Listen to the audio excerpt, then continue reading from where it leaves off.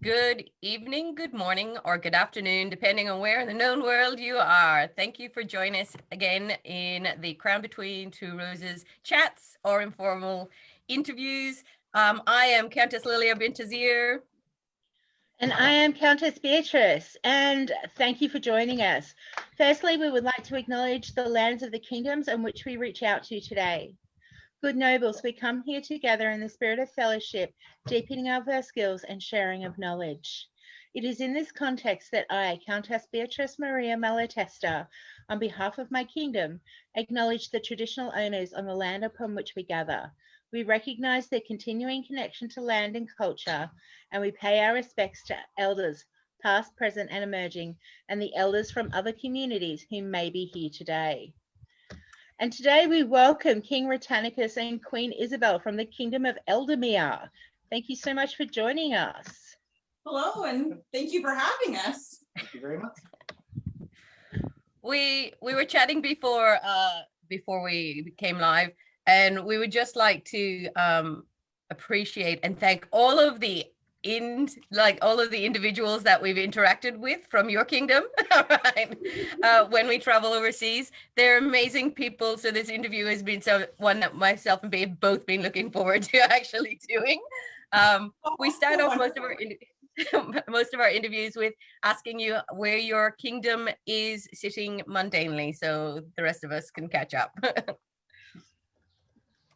Okay, so mundanely, we are in the province of Ontario in Canada. We are the only kingdom that is, I think, only one like mundane jurisdiction. So we encompass everything, but except for the one section around Windsor, Ontario, that is still mid-realm, as you were talking last night to Their Majesty's mid-realm.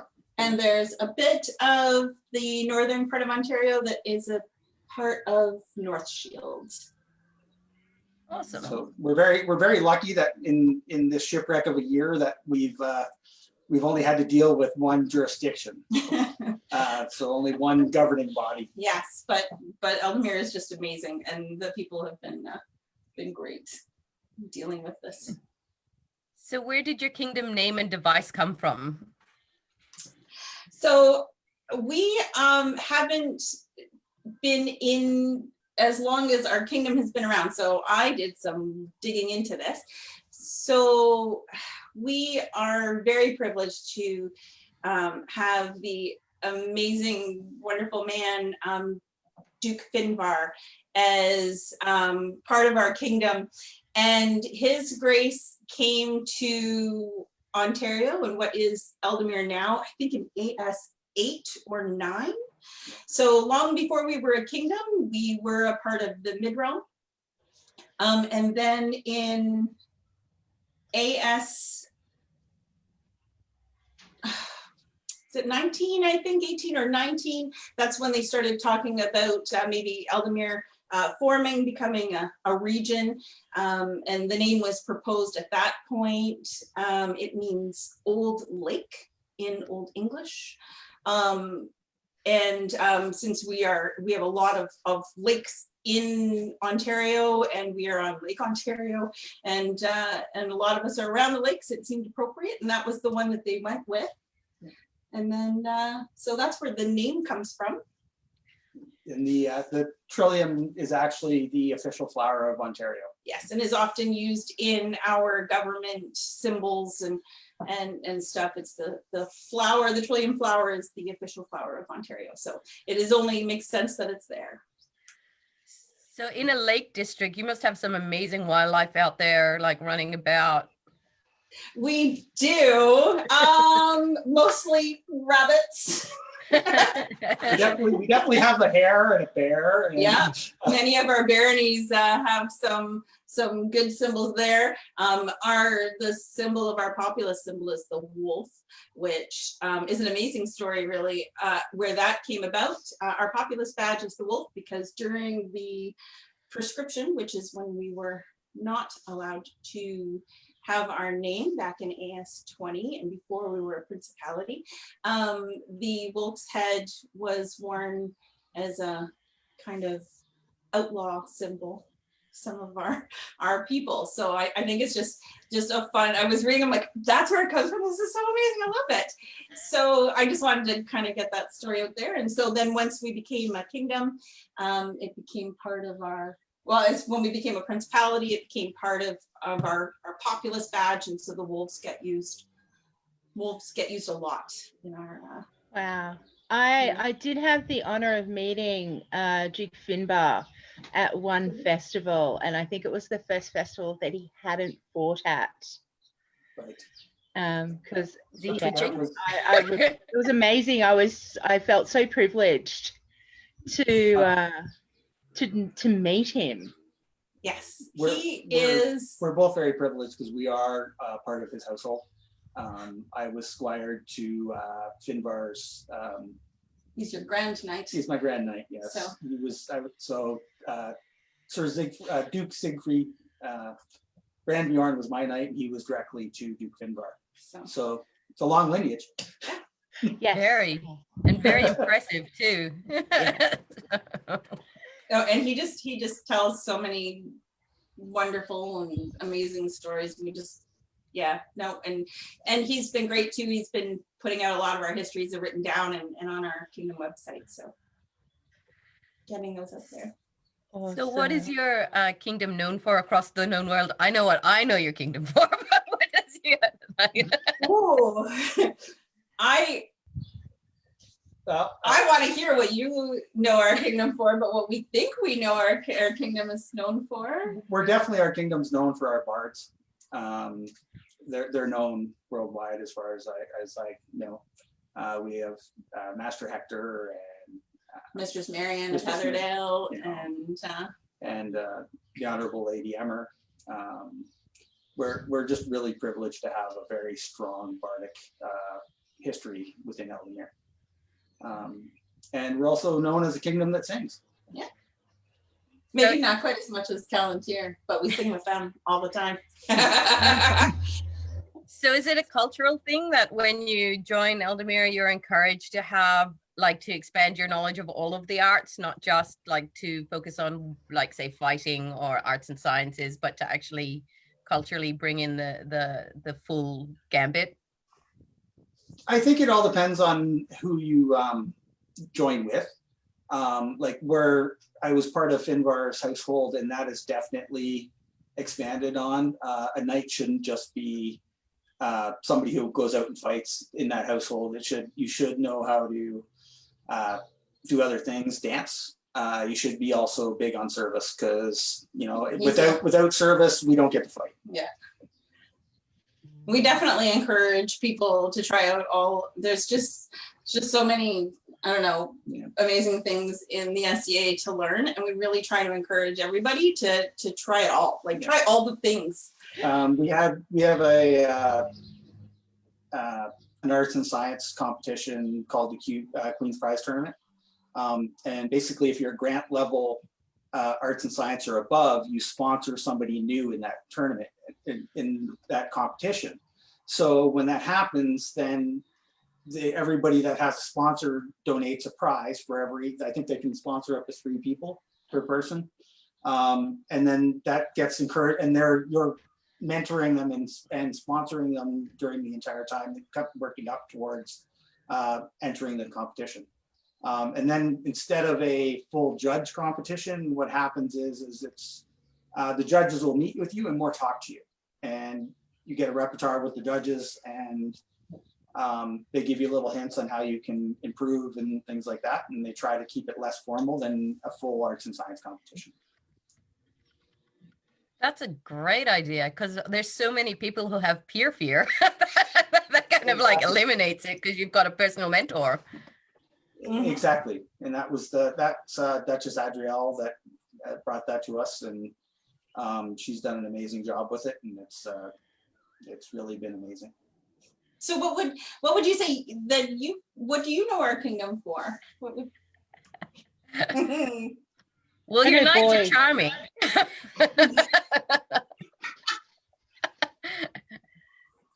And they tend to get you drunk at the is it the margarita party?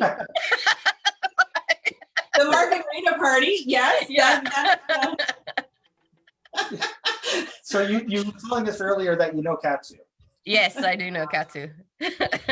Were you there the year that he hadn't been there in a long time, and he came back, and everybody was going, "Oh my God, Tark's here," and because he was pretending to be his brother Tarkentai, and nobody realized it was Katsu until about halfway through the week. I have never They are met his twins. brother. I They are only met twins, right? Katsu. So when after he kind of came into our campsite, Lochac campsite is very it's very like opening and welcoming. So he came in and he had a chat and he made me laugh and invited me to the party. And then I found out that there was two of them. I went, no, one's enough. He went, "It's not here this year, it's only me." So I was like, I'm grateful. But I met his lovely wife and his daughter, and he's such a family man, included in it with all of the chivalry and the courtesy and the virtues that go with being a knight, that it kind of made me go, "Oh, he's so sweet." And people are like, no, he's not. The cat who I met is sweet. So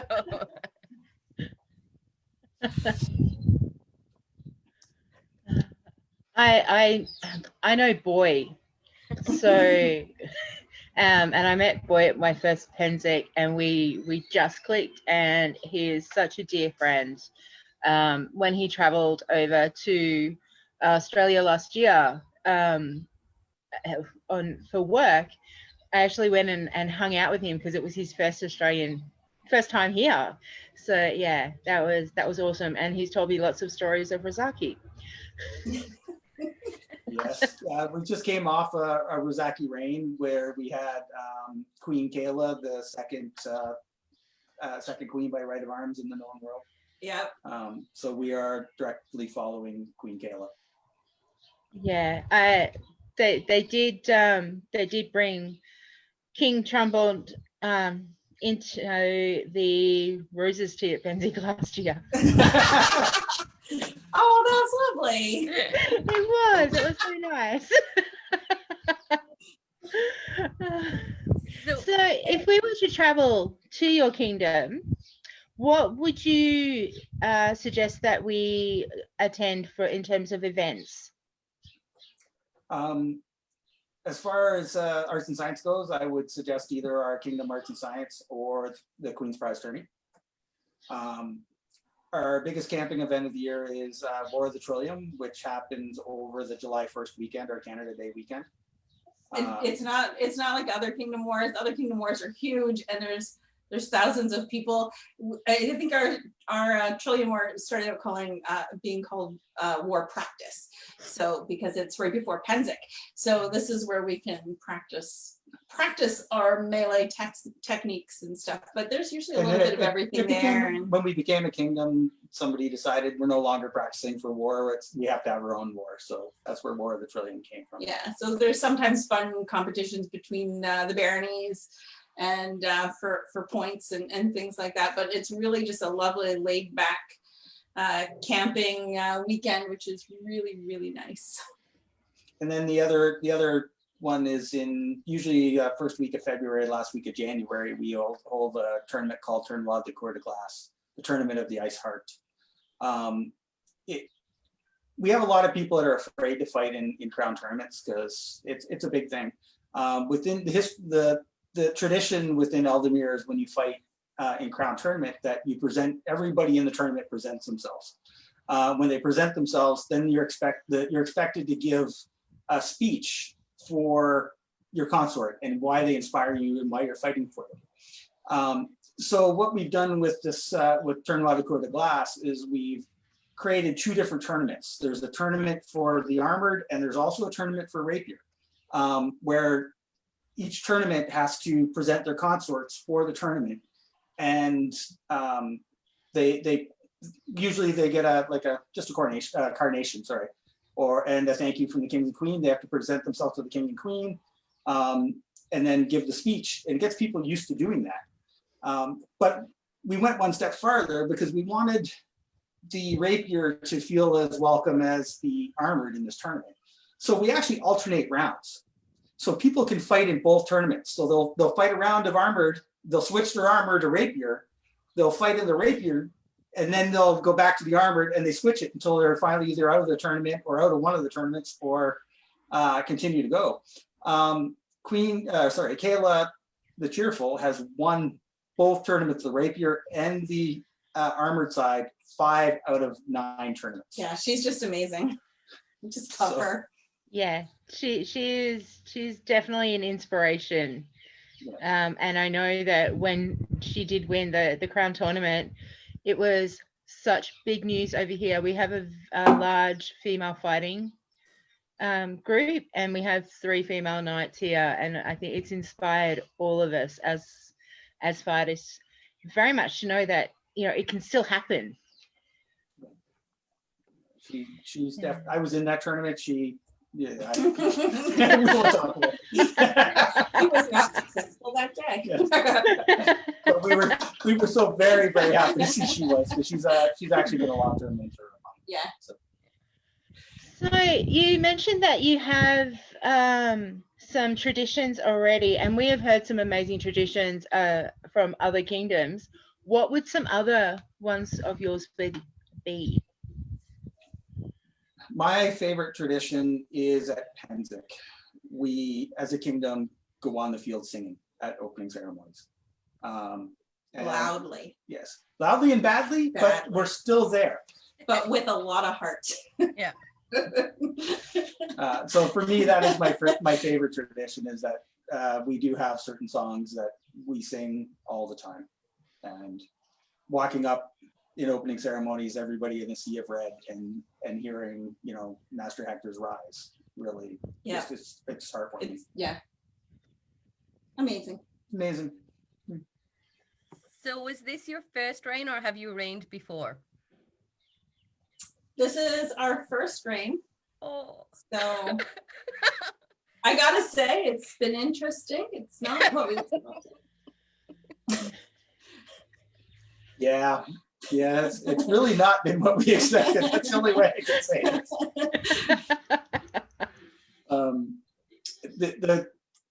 The kingdom has been amazing. They've stepped up.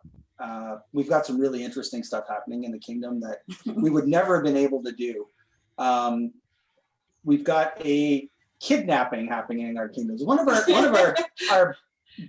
barons is missing, apparently. We've been they've been interviewing suspects and posting the videos and stuff. We've done a plea for his return. We're very concerned about our Baron Daffit, Skrailing Olden. So, and I think we have 3 more days. The end of October 1st, I believe, is when your guesses have to be in as to who kidnapped Baron Daffit. Yeah, so this has been going on for about a month. So we've had some really, really creative stuff happening, and it's been a lot of fun. Yeah, my absolute favorite is we have a couple of people, Master Colin and his wife, the Honorable Lady Thorpina, have been putting together. We have Ealdormere at Home, which is a bi-weekly show that highlights our artisans, and I've been doing interviews with all of our kingdom officers about what they do and things like that. But one of the web series that they've started is that they have a submission from a child who Belle, who's 5, and Belle wrote a story and about fairies, and then what they did was it's a very short story because Belle is 5. So what they did was they took sentences and they gave them to people without context from the story and said, act them out or do what you will. So then they put the video all together. It tells the story of these fairies, but the people who've submitted the parts have no idea what the other sentences are. And in it, so it starts out, you know, and the fairies, and they run and run and run and, you know, and stuff, but in it is a bear witch mermaid. And I mean, this is it's a 5-year-old that wrote it, and it is a lovely imagination that did this. And the person who acted it out has dressed up like, hello, I'm a bear who is also a witch, who is also a mermaid. How can I help you with your magic water needs? And and then at the end, let's go for a picnic, and just steals the show. So there's many of us that want a bear witch mermaid because they are a bear who is also a mermaid, who is also a witch professionally. So I'm a very visual person, and that's all I can see in my head now. Bear top and the mermaid tail. I'm thinking it's going to make a fantastic subtlety when everybody comes together face to face. Right? So if anybody checks out the Kingdom's YouTube channel, there is the story there of the fairies with the bear witch mermaid. Perfect. And that will be put up into the comments. Yes, Oh, for sure. wonderful. So being your first reign, we can ask you all of these questions and it's new to you.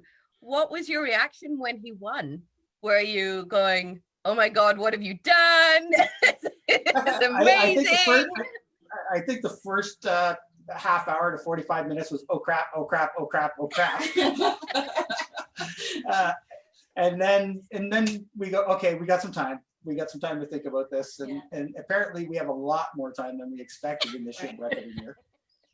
So it's, Rattanicus has been fighting for me in Crown Tournament for many years. We took a break for some years while I was Kingdom Seneschal and while he was Earl Marshal. So the night before Crown Tournament, we were at a friend's house. There was a bunch of us staying there. And one of the people was a consort for the first time in Crown Tournament and was asking and said, like, so, you know, are you nervous? And I said, you know, he's fought for me so many times and he's never won. So I'm not going to be nervous until he makes it to the semis. And then damned if he didn't. And I went, oh goodness. But yeah, when he was in the finals, I think it was during our Crown Tournament at the finals, the consorts sit in the heirs' thrones with the roses, and Trilliums, who are our Trilliums are like, they were principality princesses. They gather around and stuff. So it was nice because it was nice being up there with a lot of the support from the ladies, because I was definitely a little feeling it. Yeah, we have the Coronaria, who were the princesses of Lochac. Yeah, it would be that same idea. Yeah, they're amazing. All of those prince and princesses of the principalities are those who kind of put the foundation in and the work in for us to be a kingdom. So we have a lot of admiration for them. And I don't think they realize that. Like anybody who becomes a crown like yourselves, you kind of go, you did all of that nasty, like diplomatic stuff that made us like the shining gem.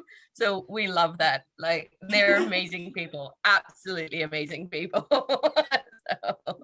And they are always included in any of the roses events that we have. So it is the roses and the Coronaria. And we do call ourselves Blooming Lochac. Yeah.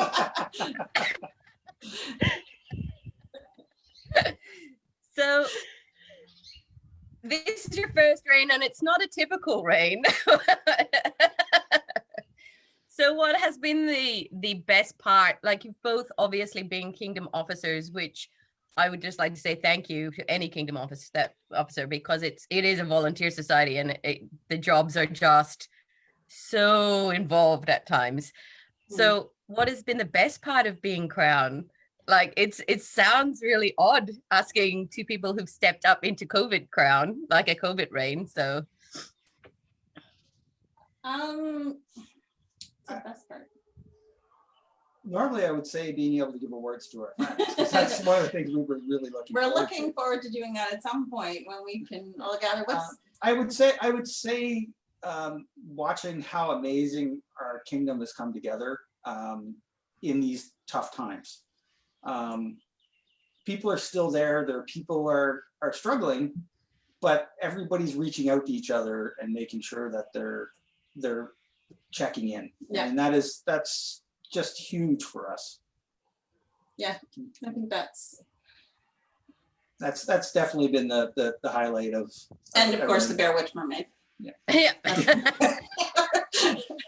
Oh, and I gotta get that collar for my buttercup sprinkles. Yeah. So That is awesome. His we have what they call Ealdormere Light Cavalry, we've called it. And it's an encouraging for children and children at heart to become part of the Light Cavalry. So we have been mailing Ponies all Pony over heads. Ontario. to people across the kingdom and putting a note saying, please don't, it's not in a Godfather kind of way, please stop it if you can do it. So, Don't put the horse in the bed. we put a challenge out to people to create barding and stuff, and we've done training videos. He's done training videos with buttercup sprinkles. Yeah, where we do some flat work, and the last one we did some jumping. It was not pretty, but that's the nice thing about jumping over Hunter is that it doesn't have to be pretty. You just got to get over it. You know? So at we've asked for submissions for videos where people are showing us their training videos, and we were originally going to do a pony barding fashion show, so we've asked for that as well as a video, like show us your barding, show us your things that you're working on to stay as part of it. And well, we had planned on giving them out at events to the kids and stuff, so that we even had like our head cavalry picked out, and they were going to run messages for us during court. And like take a ride up, we could pass them a note and they can and stuff. So we'll hopefully get to do that, but we thought, well, we got all of these ponies kicking around, so we started mailing them out. And Buttercup Sprinkles is because his charge on his heraldry is a stallion rampant, and we have been lovingly calling it Buttercup Sprinkles. And I even draw my little pony heart on its butt. they did that, and they didn't tell me for a year and a half. It was on there for a year and a half. Every time he repainted his shield, I drew the little heart back on, and I told many people, but not him. So the next time you go into war, you could have a mounted cavalry. Yeah. Using the horses, and so you can we were have. Going to send them out in front of us at Pensick when we were coming in for opening ceremonies and stuff. So Perfect. I was really looking, because there's, as you know, you've been to Pensick, there's a lot of standing around during opening ceremonies. So my hope was to actually give messages to send to other kingdoms and have the entire cavalry go. But it happens. The last time I went to Pensick, we sorted that out. We kind of processed it in, and then with all the tall boys holding the banners, and then we all sat on the grass and pulled out beer, and people were like, what? Like, yeah. So we kind of clinked when we walked in, but it was like, well, we're going to be here, we're going to be uncomfortable and enjoy it because it's an experience. So Yeah, there weren't many straight lines after when we actually got called up. Yeah. So that has been the best part. Has the hardest part being the mental check-in on making sure everybody's still engaged and stuff like that? Because I know that during the COVID times, I found myself kind of going, oh, it's such a hard thing to do on your own, because you feed off people, and that's where you get you from. It's the horses and the online videos and stuff. Do you find that you kind of go, oh, I haven't checked on that person, I need to? And do you have like a grapevine to do that? We definitely try to keep the kingdom going. I don't know if we specifically target people, but we definitely. I target people. I definitely don't. I know there's people I should probably reach out a little bit more to, just to double check on them. But we check on groups a lot, is what we definitely do. Make sure groups are healthy. my extroverted self is dying during COVID. I miss people in meet space so much. And so I think maybe that's why I tend to, send the group chat messages, I miss you guys, and stuff maybe a little more often than he does, because I really do miss that energy from events. My weekends are just used to being so full of energy, being around all the people and talking to everybody and stuff. So, you just don't get that same, you feel like you're putting the energy out, but you're not getting it back. Zoom does not give it back to you. So, but we've been trying to do things with the kingdom. Right now, we took August off. We needed a little bit of online break. So we answered emails and stuff, but we didn't do anything visual, but other than our normal, like working with Ealdormere at home. But now we're going to do things monthly, maybe a little more often, but we were guaranteed finding, monthly. Once we realized that it was going to be such a long shutdown, we had to go to ourselves and say, we can't continue doing this for the next year at this pace. So we've had to take a step back and say, okay, we're going to do something once a month, or and the reason for that is because we were burning out. Yeah. Because we were doing, much like you guys, with the amount of videos you've been doing every week, Oh my we were doing the goodness. same thing. And we were getting tired. I'm just amazed. You guys, just amazed at how much you guys are doing with all of these every weekend. So We actually get next weekend off, so we're Oh, good. well, That was- we're getting next week off because I have a 9-year-old sleepover happening. That doesn't So sound I don't like know if much it's a of weekend off. You get no weekend off. No weekend. So you mentioned that you won in October. When did you step up? We do a 7 and 5 split in Ealdormere. So the winter reign is 7 months and the summer reign is 5 months. So we stepped up technically in April, but we stepped up without a coronation. We just kind of we assumed the role so that we could deal with the day-to-day stuff and things like that. And we're still hoping to have a proper coronation at some point. Nice. And you don't have heirs then? No, we don't. No. We've had to cancel 2 crown tournaments so far. Yeah, Yeah. it is. Yeah. Who knows when it will be? Yeah, well, there's a lot of stories around that, and we're in the same position. We were actually talking to Drakenwald, and they're looking at 18 months on the thrones. Yeah. Yeah. Oh, the crowns who stepped up before, like, and again, we kind of stepped into it end of April. Kayla and Trembran, amazing people, but not online people.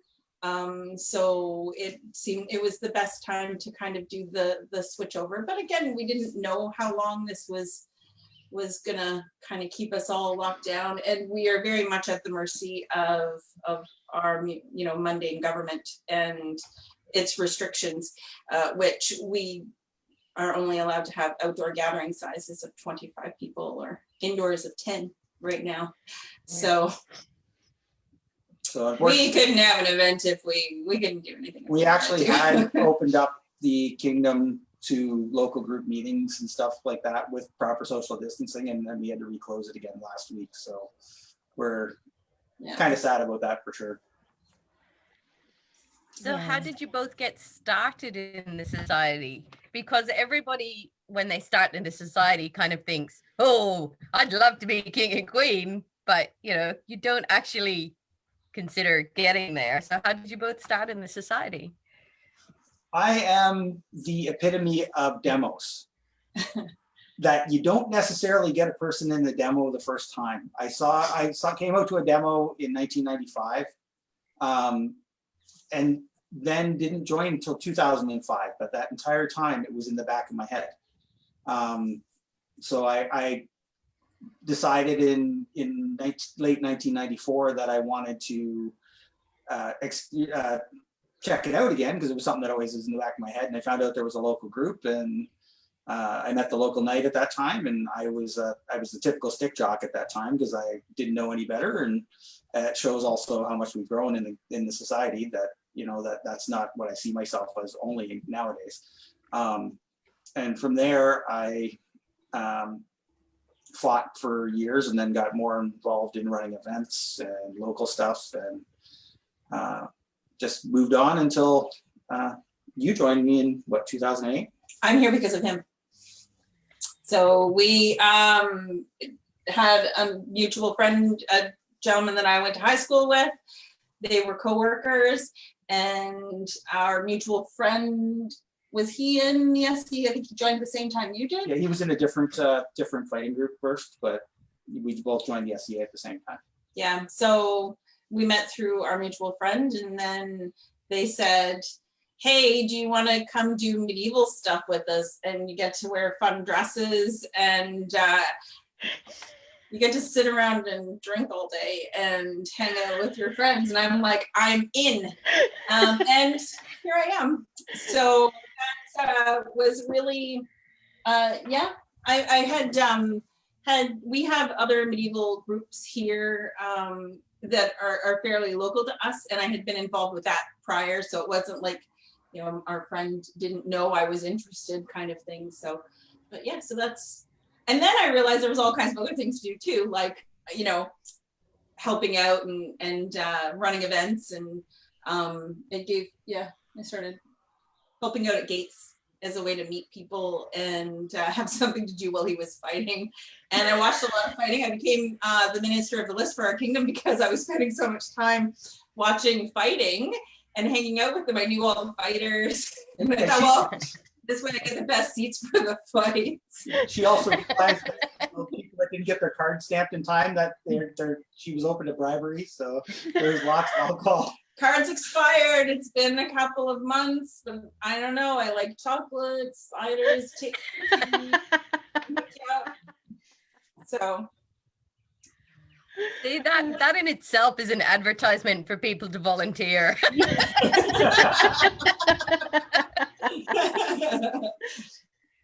So where are your personas from? Well, I started out as Roman, and basically because my clothes get made so I go where she goes.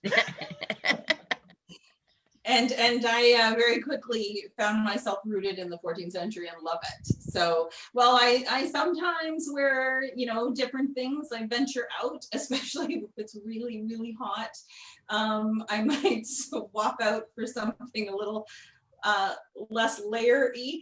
But I do tend to find myself in the 14th century a lot. My Laurel does Russian, so I do have some 14th century Russian garb that I wear when she was the crown. So my big thing is that with the 14th century, to me it feels like t-shirt and shorts, so it's great. And I make this. I get to run around in my underwear. Yay! Yeah, I'm a little fan of that. My consort did Celtic, so he was Scots. So we used to have great kilts. Like he would wear the 8 meters of wool. And at about the dusk time, I would send him home to change into trews so that he could put the great kilt on our bed because it was pre-warmed. He'd be like, but I'm wearing my best great kilt. And I'm like, but it's cold.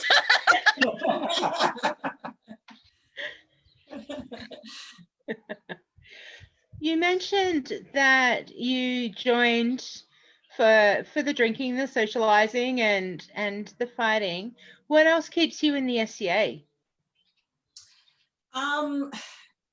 It is 100% the people. It for me, it really is about the socializing. I love meeting new people. I love spending the day learning new things and chatting with new people and chatting with people who've been around forever. Yeah, I think it's getting to know new people and even just kind of telling them about the crazy hobby fun stuff that we do.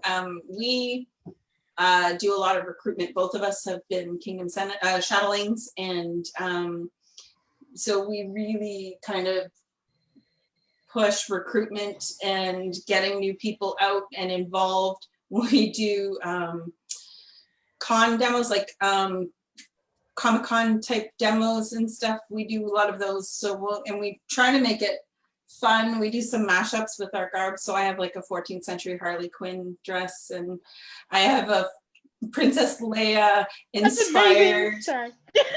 I have a Princess Leia inspired one. It was a lot of fun getting a picture in my Princess Leia 14th century with the long sleeves and everything in the Emperor's chair.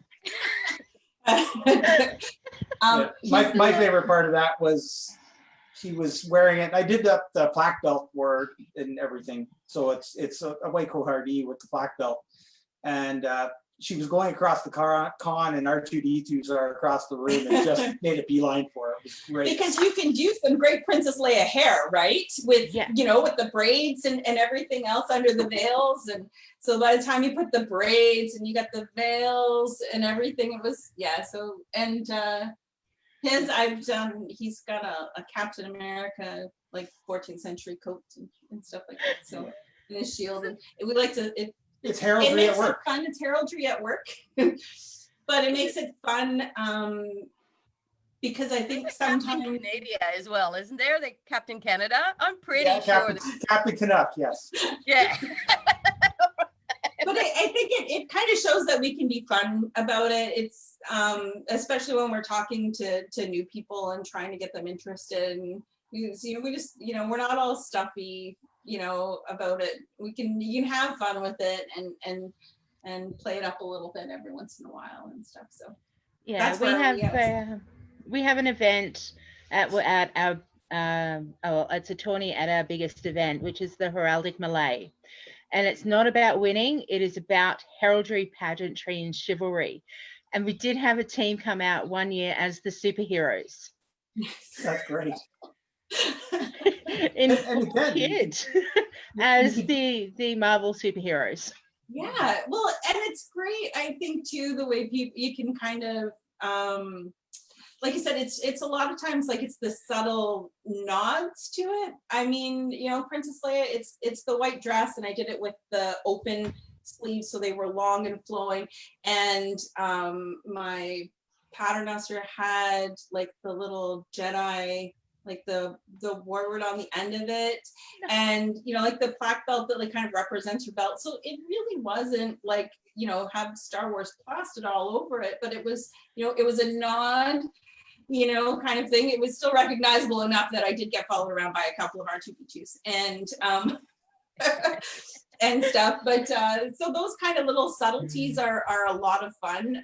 We've seen some other people that have done one of the Magister Nicola has like a Black Widow where it's a blue, and then she's just kind of put little like red spiders on it and like subtle little things in it that brings that out. So I'm all for that kind of stuff. I really am. We're running a in-house, like a household arts and sciences challenge at the moment, where we've gone choose your Hogwarts household, choose your time period, and dress appropriately. So we've had some amazing Norse hoods with like ravens on them for Ravenclaw. Oh, that was wonderful.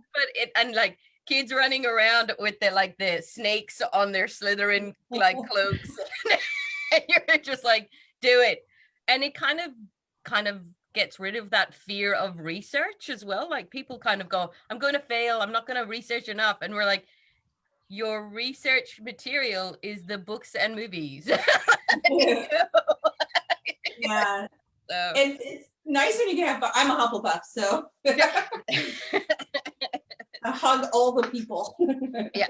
So we've had some pumpkin pants made out of really bright mustard yellow. You're like, oh,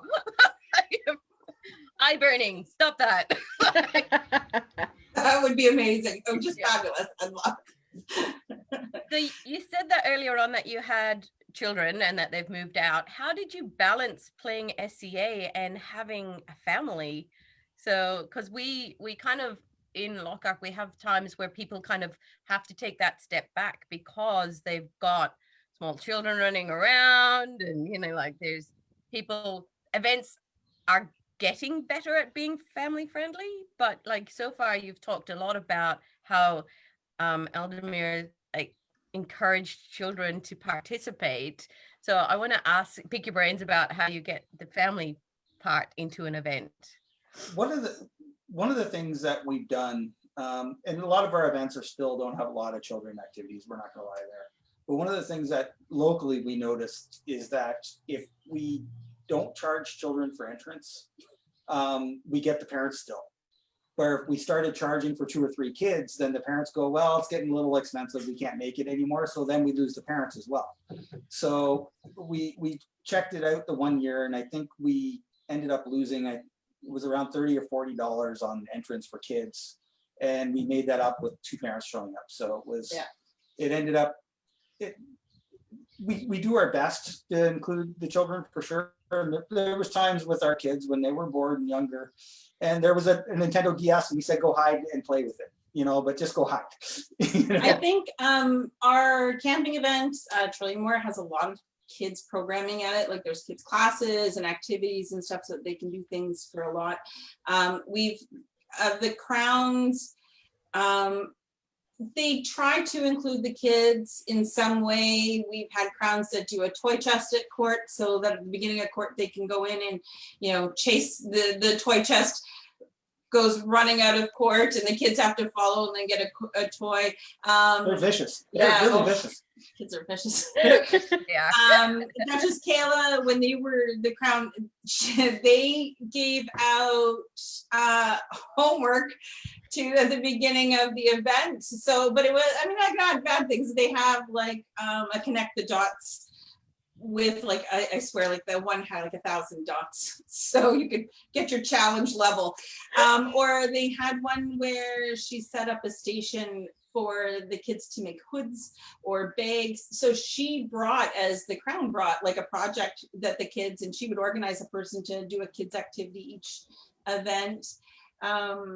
And then our youth officers are generally pretty good about organizing things, kids activities. But you're right, it can be really hard, especially I think every time that we fought in Crown, generally we would get a babysitter and not necessarily take the kids when they're younger. It's a distraction for sure, and you're so busy that day, regardless of how long you're in the tournament, that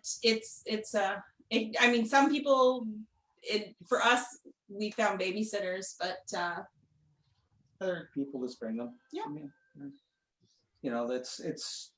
It's always a challenge when you're bringing the kids up in the SCA, but in today's day and world, it's nice seeing kids kind of playing out in the neighborhood, because you don't see that at home anymore. Yep. When we were young, we used to go out and come home when the lights came on. That's how it used to work for us, and you don't see that as much. And at camping events and stuff, you see that the kids come home. It's okay. It's fire time. It's time to come home, or it's dinner time. It's time to come home. And I found myself at the youth archery range many a day, and the youth throw weapons range and stuff, just to, it's important to make sure that they get their time to do their things too. And I know we've got a lot of kids in our kingdom that like to do thrown weapons and archery. Yeah, we're very lucky that we have Danny and Catriona in Ealdormere, who are throwing weapons marshals for a long time. And they've brought a lot of kids up on that range for us, where they've taught a lot of kids how to throw axes and knives, and so. And at the Pensick range too. They're at the it sounds amazing. It's actually not something that Lochac has embraced. The axe throwing, the thrown weapons component of the SCA. Yeah, so I like to go over to Pensick, and I haven't actually been to the thrown weapons range. I'm a little bit scared because I am a numpty, and I can't hit the side of a barn with a bow, so I don't know how I'm going to go throwing axes or knives. Well, if you're at Pensick, when we can have a Pensick again and you're there, you should check out Estrogen and Axes. So Estrogen and Axes is all women, and the cheer is yay, not zero. my thing. Because it is really about a bunch of women getting together and taking a turn, throwing some axes and having a lot of fun. And there are a lot of Ealdormerian women who put it together and they make prizes, and there's all kinds of prizes, and it is super fun. But every time people are just zero. I mean, So- I'm Yep, so We're there. there. Absolutely. And for note of that tournament, we've actually got the Axe Maidens of Ealdormere, Yep. who specialize in throwing axes. And then the axe names. Each one that participates in that tournament gets an axe name. Yeah, Axfleda will give you an axe name, so that she's like, "What's your name?" You know, so yeah. Axabel, I think, is awesome. what I get, and That's amazing. That's so much fun. So, what is your favorite story to tell around a campfire? I got a boy story that comes up every once in a Ooh, while. a boy story. It's Yay. happened We love you, boy. during Adriel and Nigel's last reign. I was the captain of the Ealdormere Unbelts. And we were fighting in the Unbelt tourney, and they decided at the end of the Unbelt tourney they were going to go a three-way where it was us, Atlantia, and Ethelmark were all going to fight in a grand melee against each other at one time. Atlantia had already won the tournament, so this is how they decided they were going to end it. And I'm like, oh great, what are we going to do now? And Boy looked over at me and said, "Rat, I got this." So we're about to form up, and Atlantia is standing on this side, and they're waiting for all the fights to happen. We go marching on Ethelmark, and all you hear from Boyd is Boyd go, "Ethelmark, reform!" And they formed on our side, and we all jumped Atlantia. It was great.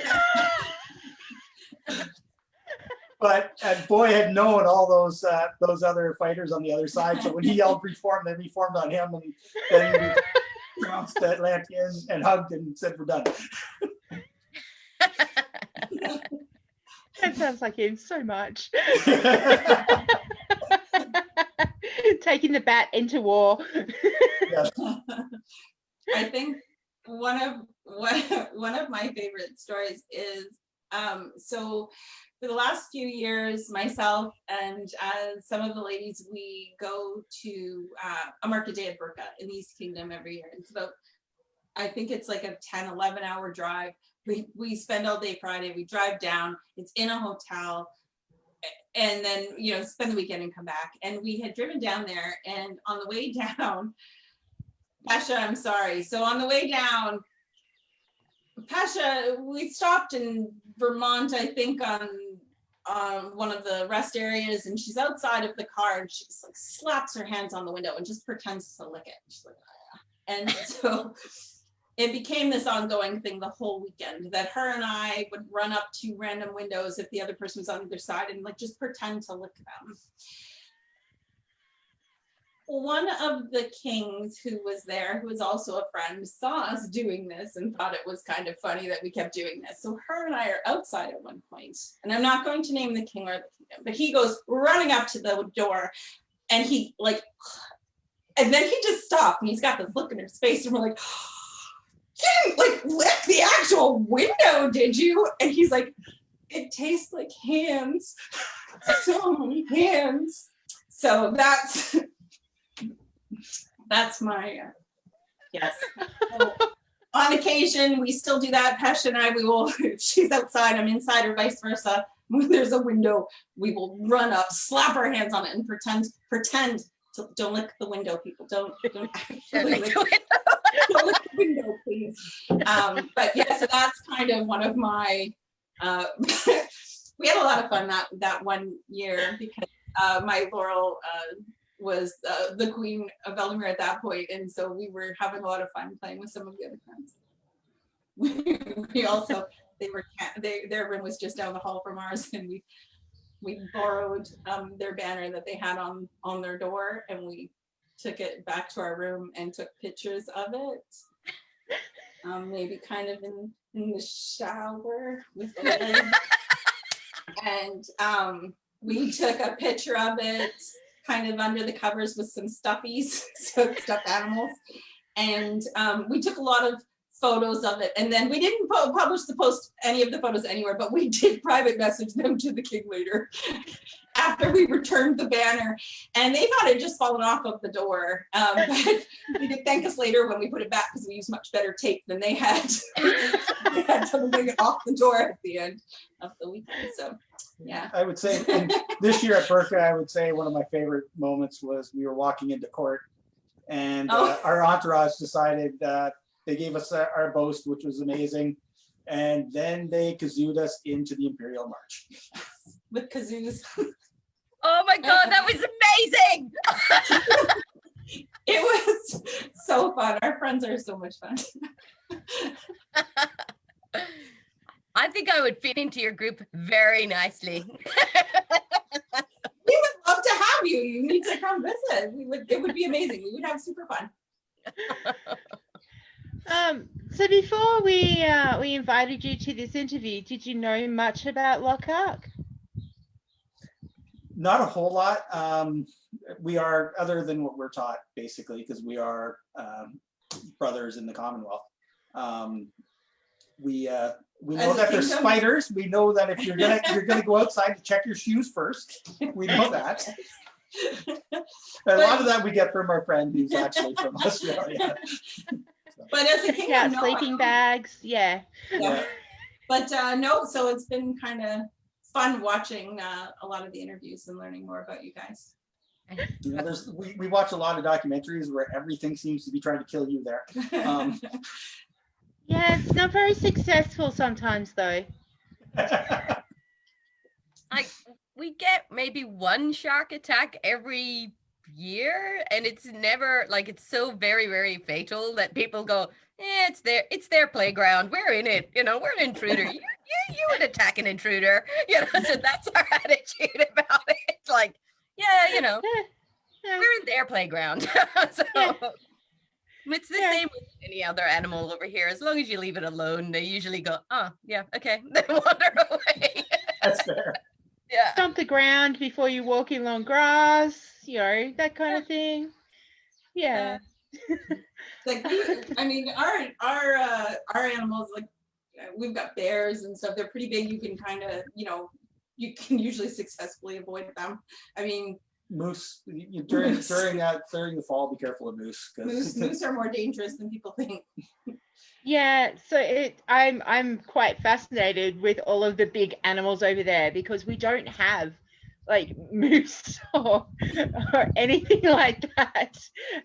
It's just, and I have to say I have been to Toronto, and the most random thing that I saw in Toronto was a red kangaroo. Ah, Really? Yeah, as a part of a zoo display. Yeah. It's a little random for sure. It was really random. But you know, eating I think I had elk burger. Mm-hmm. Yeah. So all the for us is weird food. Yeah, elk is tasty actually. Yeah, We have a fair amount of wild game food here, so like elk and deer and deer's always venison's usually on the menu at least every fall. Yeah. You know, so it's Yeah.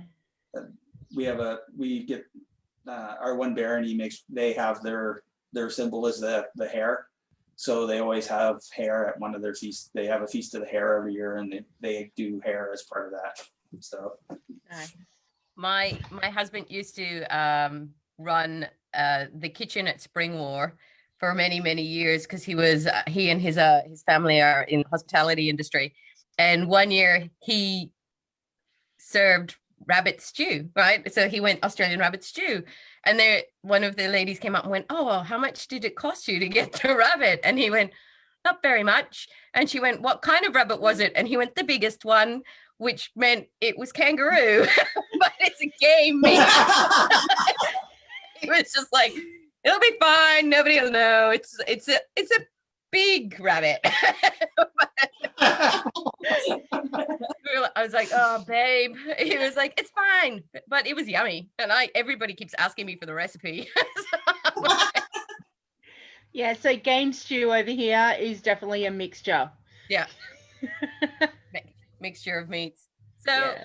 we've actually getting very close to the end of our interview with you. Thank you so much for participating. I am definitely going to come over and meet you in your own homelands. It's a fantastic idea. We would love to do that. We hope that our kingdom will travel to you and yours will travel to us. But thank you once again. This has been amazing fun. Oh my gosh, has it Lilya ever? Katsu for and thank you for bringing the known world a little bit closer, but expanding everybody's vision about it as well. Thank you so much, Your Majesties. Thank And you I so do much have for to actually say- coming up with this ideas.